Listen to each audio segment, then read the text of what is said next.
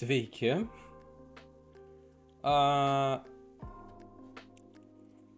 Nežinau, nuo ko pradėti. Ilgai nesimatėm, mėnesis laiko. Kaip matote, biškiai esu apsiupgraidinęs, nes šviesa geresnė. Ta pati šviesa, ta prasme, bet ringlaitas geresnis. Mikrofonas naujas. Filmuoju per OBS Studio, per savo prijungtą telefoną kaip webcamą, tai šiek tiek kokybė bent bus prastesnė. Tai dėl kokybės atsiprašau. Viskas gerai, aš turiu kamerą savo normalią, tik man reikia papildomą laido ir aš negaliu jo prijungti kaip prie kompo, kaip papildomas kameros. Tai dėl šito reikės palūkėti. Bet nesusirinkom čia dėl to.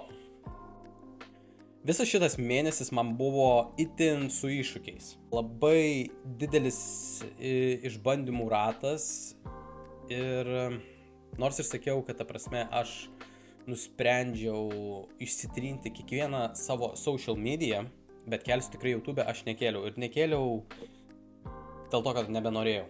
Ne tai, kad nebenorėjau, o dėl to, kad visą tai, ką aš jau buvau nufilmavęs, nes aš buvau nufilmavęs, aš buvau sueditinęs, aš buvau įkėlęs į YouTube, bet aš visą laiką, kai keliu, aš privatinu.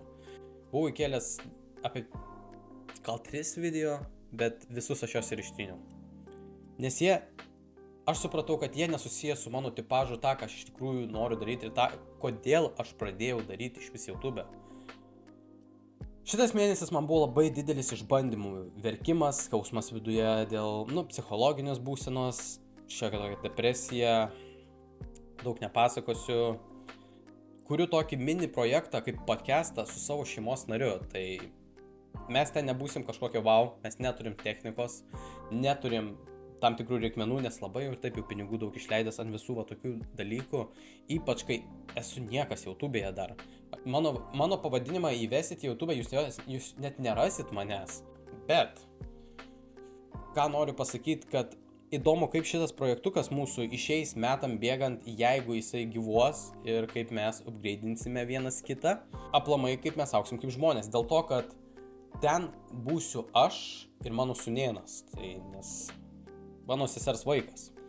Ir iš tikrųjų bus labai įdomu kalbėtis apie jaunimą, nes jam 17 metų, man yra 24, šį mėnesį bus mano gimtadienis, gegužės 30, man bus 25 metai.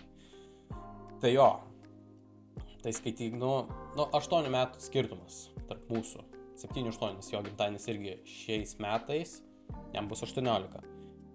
Tai jis priklauso dar tam jaunimui labai, tai bus įdomu pakalbėti apie jaunimą, apie pozityvą, apie plamai žmonės. Ir sugalvojau šitą, nes kad kaip jaunas žmogus augtų ties podcastų ir kaip keistųsi jo mąstymas. Tikrai labai įdomu būtų pažiūrėti,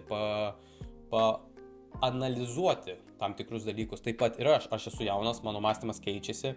Mano mąstymas labai pasikeitė nuo mano pačio pirmo video, kaip čia įkėliau ir tikrai praėjo mažas laiko tarpas, nes kaip ir sakiau, šitas challenge'as, kurį aš pradėjau ištrinti savo social media, jeigu pamenat praeitam video, kur minėjau monk mode, aš negaliu jo ištesėti 100%, nes neturiu tam tikrų sąlygų, bet aš galiu kažkiek tai jį filtruoti ir bandyti daryti. Kaip ir sakau, tikrai labai daug išmokau apie save ir buvo labai daug tokių tiltų, nes pradžia buvo labai sunki ir specialistų pagalba aš išmokau apie save labai daugą. Nes reikėjo labai daug atverti savęs, išimti visą šūdą ir šlamštą, kokį tik įmanoma. Tai mano mąstymas tikrai pasikeitė ties tom, ką aš noriu daryti ir kokio YouTuberiu aš noriu būti. Ir kodėl aš iš vis tapau to YouTuberiu, kodėl aš noriu būti. Ir pradedant analizuoti save kaip žmogų ir YouTuberį, taip, tu negali savęs vadinti, kad tu esi YouTuberis, kai tu neturi auditorijos. Bet nors jeigu tave vienas žmogus žiūri ir tu eini tuo keliu, kokiu tu nori būti, tu tikrai gali identifikuoti save kaip tuo žmogum, nes tu pradėjai tai, tu investuoji į tai. Ir jeigu aš tai nustočiau daryti, taip, aš nebesiskaityčiau to, bet kadangi aš tai darau, aš kuriu idėjas į tai, aš dedu darbą, aš dedu visą savo širdį, aš galiu skaitytis kaip YouTuberiu, nors ir aš neturiu tos auditorijos, o galbūt aš jos niekada neturėsiu, bet kol man tai teikia laimę, džiaugsmą, idėjas, tobulėjimą. Negali žmogui sakyti, kad tu toks nesi, kai tas dalykas tau padeda ugdytis ir kelti save kaip žmogų. Bet čia biškai nukrypam nuo temos. Taigi, vėl grįžtant prie to pačio, ką aš norėjau pasakyti. Specialistų pagalba, tai man buvo depresijos, ne dėl jų, bet aplamai per visą šitą laiką. Aš minėjau, praeitais metais aš pradėjau skaityti knygas, tai aš esu nusipirkęs vieną knygą Vidinė tyla ir raktas, pradedant mano šitą kelionę pusiai metų vadinamą iki rugsėjo mėnesio, čia kai pradėjau dar, ne visiškai pusė metų, aišku, 5 mėnesiai, bet still. Paskaičiau ir iš tikrųjų gera knyga, aš neperskaičiau jos visos, tai nenoriu čia meluoti, bet ką noriu pasakyti, tai kad buvo padarytas toks eksperimentukas su manim. Paimti knygą, ne šitą, aplamai, paskaityti tam tikrą skyrių, aš turėjau jį papasakoti. Papasakojau ir aš nieko beveik neprisimenu, gal 20-30% iš to išėjo. Ir tada paklausiau tos pačios knygos, audio knygos formato. Ir aš 7% atsiminiau viską, kas ten buvo pasakyta, kitos skyrius, kad nebūtų tas pats skyrius. Ir buvo padaryta apibendrinimas toks, kad man informacija eina geriausiai iš audio knygų. Jeigu audio knygos tam tikros nėra, aš taip nusipirksiu ir skaitysiu.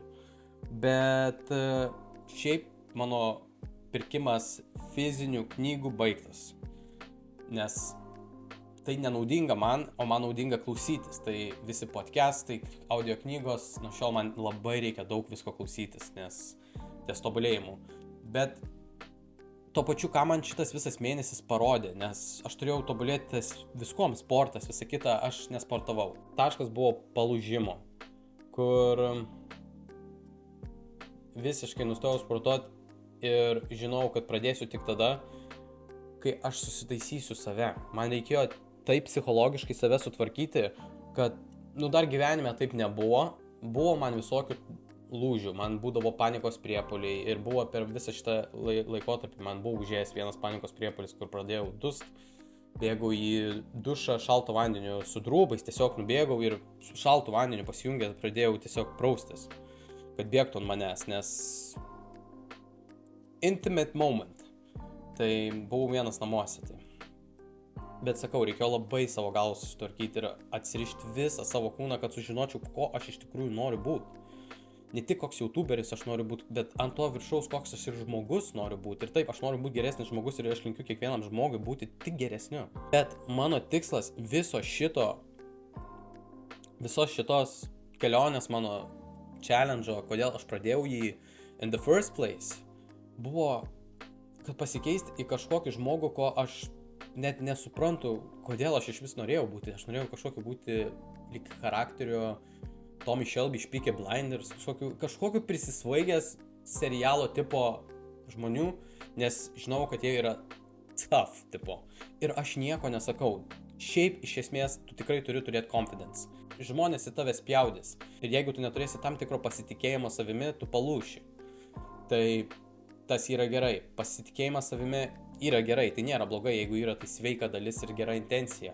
Egoizmas irgi nėra iš esmės labai blogai, nes paimkime kokį sportininką, kuris įdeda visą savo gyvenimą, visą savo kelią, atsiriboja nuo visų, tik tais, kad tam, kad taptų žvaigždė, turėtų daug pinigų, jį vadins egoistu, nes jis atsiriboja nuo visų, ignoruoja taip, lyg niekas jam būtų neįdomu, tik šiuo metu jam įdomu tas, ką jis daro.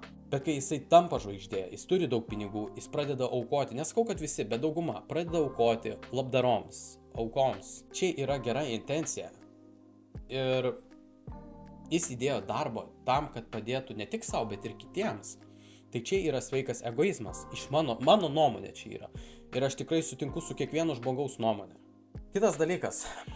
Kokiu youtuberiu aš noriu būti, tai, kaip ir sakau, ištryniau savo vos ne visus video, ne tos, kurių keltus, bet kur norėjau kelti.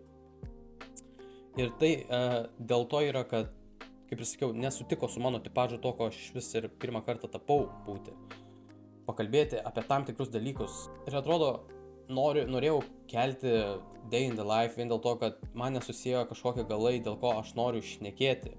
Ar bijojau šnekėti, arba nebenorėjau šnekėti, arba šnekėjau, bet labai trumpai ir nenorėjau pasakyti kažko tokio, kas kažkam nepatiktų labai. Ir Nusprendžiau, kad tai aš nebūsiu toks, aš nebijosiu šnekėti tiesą, aš nebijosiu šnekėti tą, ką reikia šnekėti, nes šnekėti reikia, bet reikia šnekėti logiškai. Ir reikia šnekėti tą, ką žmonės turi išgirsti. Tik aišku, kiekvienas žmogus turi savo nuomonę ir kiekvienas turi teisę turėti į savo nuomonę. Bet šiais laikais žmonės yra antiek bendrai susireikšminę, kad jie nenori girdėti jokių kitų nuomonių, tik savo. Todėl aš visą laiką esu open to suggestions. Išklausyti kito nuomonę, panalizuoti savo nuomonę, panalizuoti kito žmogaus nuomonę, o galbūt mano nuomonė susijungs su jo nuomonė. Galbūt jis tikrai yra teisingesnis negu aš. Aš niekada nesakau ir niekada nesakiau ir niekada nesakysiu, kad aš esu teisingiausias ir teisingas. Mano pusę žodžių, ką aš sakau, galima išmesti. Dėl to, kad aš bandau būti geresniu, aš tobulėju ir aš visą laiką keisiuos. Aš esu irgi jaunas. Jeigu aš per tokį mažą laiko tarpą pasikeičiu nuo savo pirmo video, mano nuomonė ir mano mintys pasikeitė į biškį šiek tiek kitokią linkmę, aš tikrai pasikeisiu dar kartą. Ir tai yra visiškai normalu.